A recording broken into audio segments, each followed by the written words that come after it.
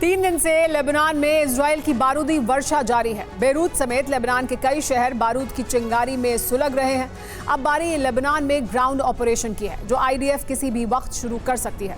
उधर इस जंग का पूरे अरब में फैलने की आशंका भी बढ़ गई है। हिजबुल्लाह के समर्थन में इराक और सीरिया और यमन के विद्रोही गुट आ चुके हैं। ऐसे में सवाल यह है कि क्या ईरान भी इस जंग में आएगा। इससे जुड़ी एक और बड़ी खबर आपको बता दें, लेबनान में इजराइल का भीषण हमला है। हिजबुल्लाह के गोला बारूद डिपो पर अटैक किया गया है। हथियार डिपो में धमाके और आग की लपटें देखने को मिली हैं। पूरी तरह तबाह हुआ है हिजबुल्लाह इन हमलों में। हिजबुल्लाह का गढ़ खासतौर पर इजराइल के निशाने पर था और देखिए किस तरह की तबाही यहां पर हुई है। एक और बड़ी खबर यह कि इजराइल के हमले में धुआं हो गया है लेबनान।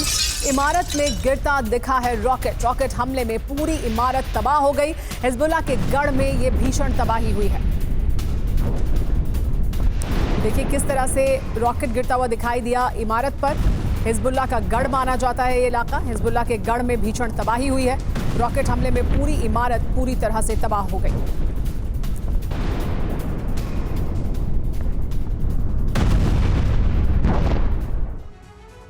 लेबनान में हमलों पर मिडिल ईस्ट में टेंशन है। लेबनान में अटैक पर ईरान की बड़ी धमकी आई है सामने। ईरान के विदेश मंत्री अब्बास अरागची ने बयान दिया है, बड़ी जंग की हालत में ईरान चुप नहीं रहेगा कहा गया है।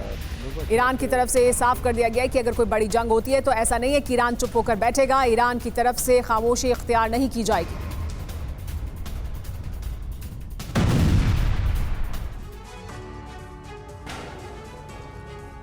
क्या मिडिल ईस्ट में महाविनाश होगा? पहली वजह क्या है इसकी और क्यों ये आशंका जाहिर की जा रही है, ये आपको बताते हैं।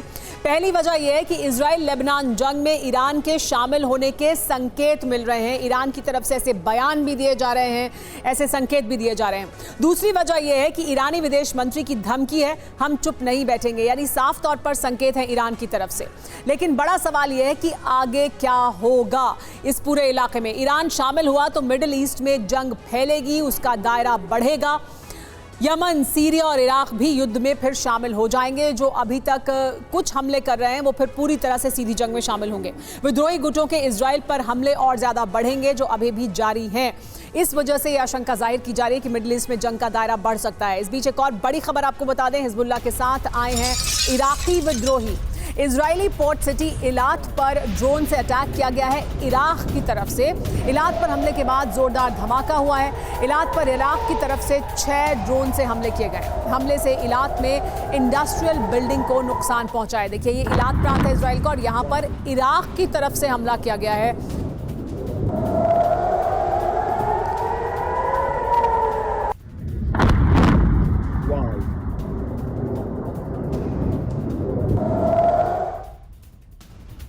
ड्रोन अटैक में धुआं हुआ है इलात शहर। आग की लपटों में घिरा हुआ दिखा ये पूरा का पूरा शहर। इराक से ड्रोन अटैक के बाद दहला इलात का प्रांत।